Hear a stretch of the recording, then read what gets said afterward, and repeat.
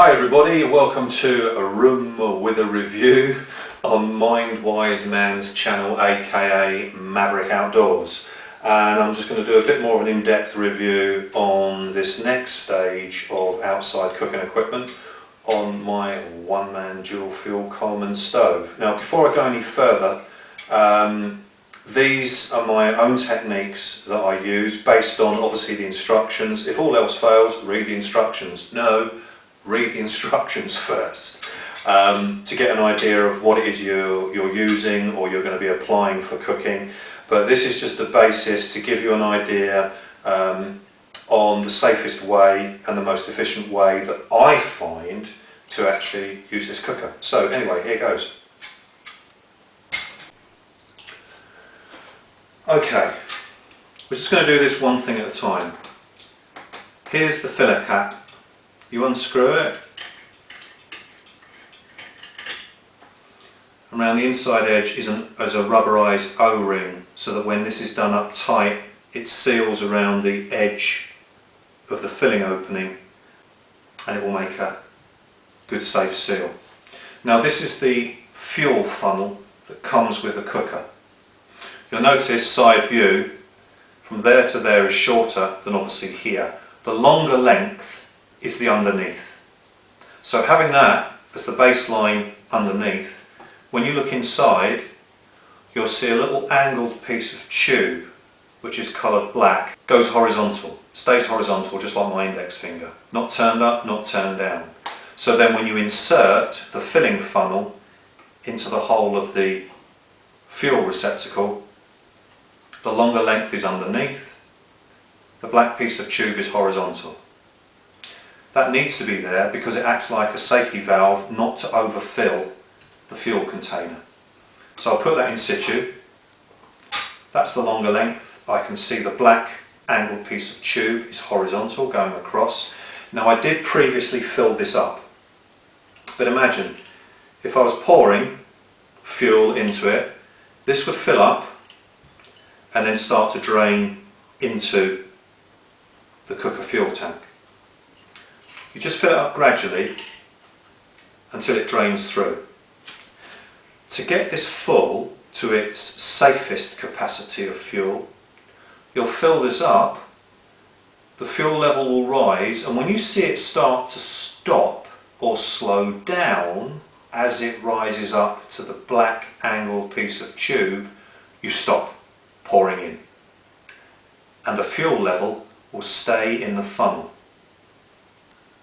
You'll then take the funnel out slowly and gently, and the fuel will gradually flow in, and because you've regulated it in that way, you've got just the right amount of fuel to its maximum volume. Then putting the cap on, so you'd be doing it face on, which I'm now going to do. I can feel that get tighter, and now I know the rubberized O-ring is really compacting against the protrusion of the tank, and I know now that is sealed. Okay, before we go any further, a really important safety issue with refueling the stove.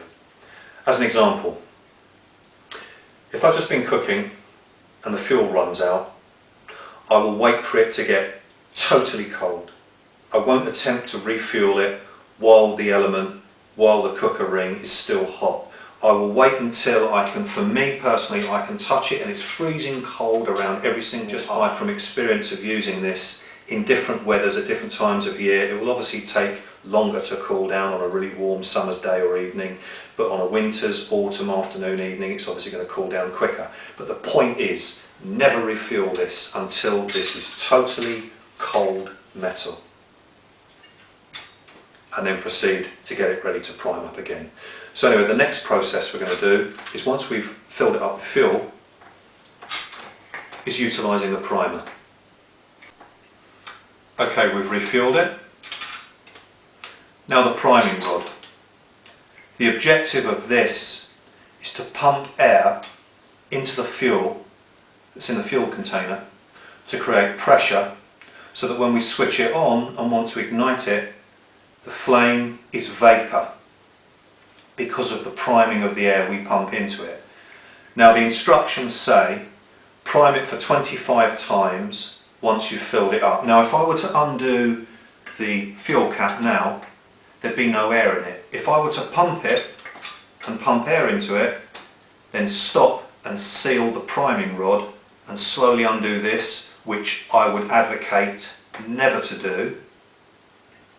If I were to do this, it would release the pressure, so that while that stays tight, turning it clockwise while the rod is in the priming mechanism, clockwise it's locked.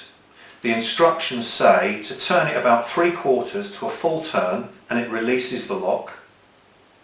You then pull out the rod. There's a very small air hole in the centre of this pressing button, which is at the end of the rod, and you seal it. And what that does, it pushes air in.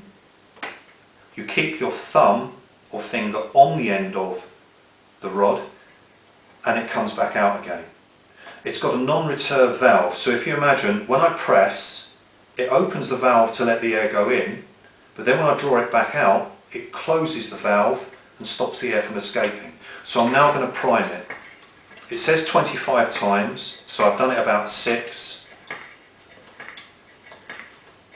Now if the pressure builds up quite a bit, then refrain from doing it 25 times. Now I can feel that building up, it's about coming up to just over 20. Once it's in, I'm not going to push it anymore because it's starting to spring out. I'll close it to seal it, a little bit of air does come out. Now all that air is locked. Now on for the next stage. Okay, at this point I would like to say that I do have safety factors in place if anything were to go wrong, as far as, because obviously we're dealing with fire here and fuel with the stove, so I do have safety procedures in place if I need to. So anyway, what we've got is we've filled it, we've primed it, now we've got the little lever on the side. You might be able to hear this. Okay, that was loud enough to hear the vapours coming through because I released the valve. About halfway down would be half the flame, all the way up to about just above horizontal is the full blast. Now the instructions say to open it full, but what I tend to do, for me personally, I prefer just to open it. Now stay well away from the top of the burner ring, stand back because the flame does go up quite high. Now I've ignited it.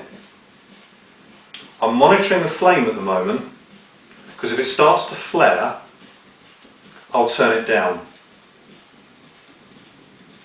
But consider, since it's priming, it's now having to find a level of pressure because we've released it by opening this valve to ignite the fumes.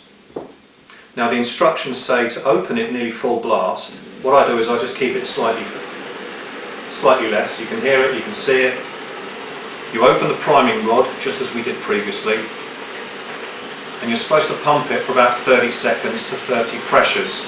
I find that with a full tank there's too much pressure springing the priming rod back out. So I do it about 15-20. That's for me personally. Turn it, lock it. I'm now turning it down.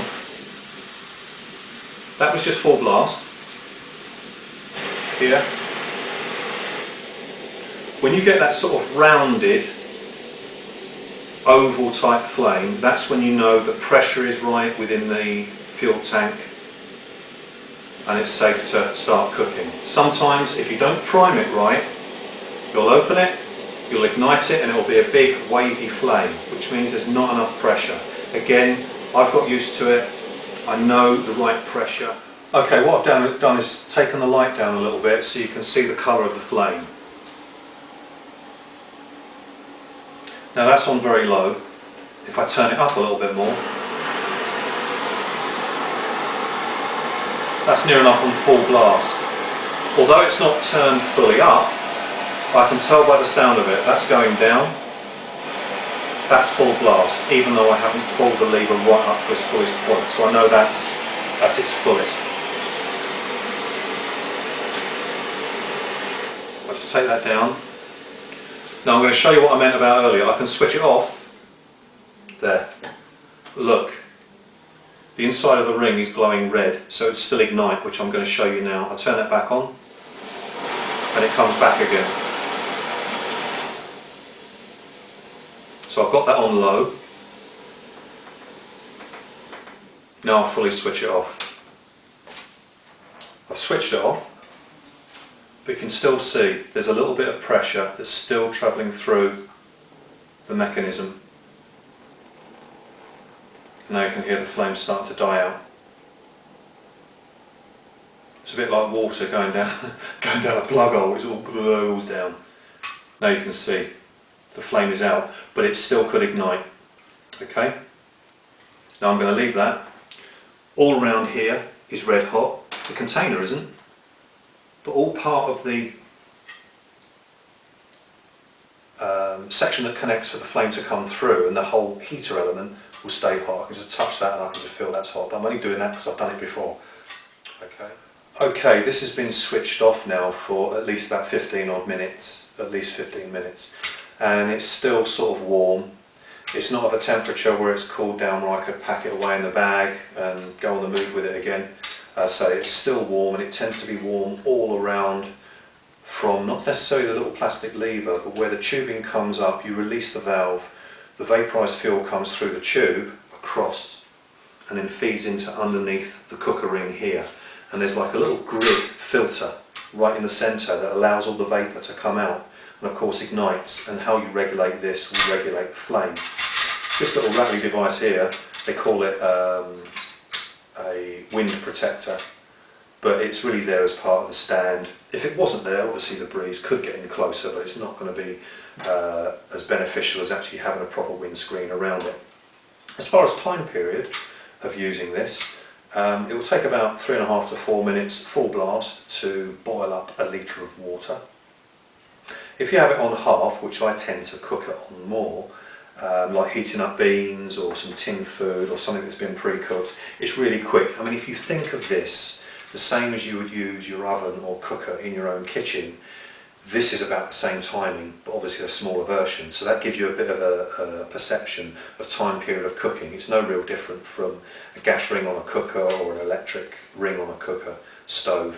It just happens that this is a smaller version. So as far as timing cooking food, it's about the same as you do domestically.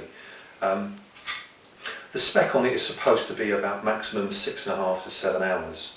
But I've had about 3 days use out of this. I've been trekking for 3 days, camping out for 2 nights. So the whole 3 days I haven't had to fill it up once when I've used it for breakfast, heating up breakfast, lunch and also an evening meal and the odd brew during the day.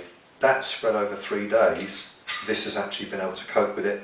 But again, it's knowing how to use it. And at this point I would advocate, I'm not saying copy everything that I've said. It's just giving you an idea, and you need to find out for yourself by reading the instructions, being careful with it. Out of all the stoves that I've got, unless I'm using stick wood or things from the wild to burn, I would say that this is the cheapest. It uses to use this over 3 days.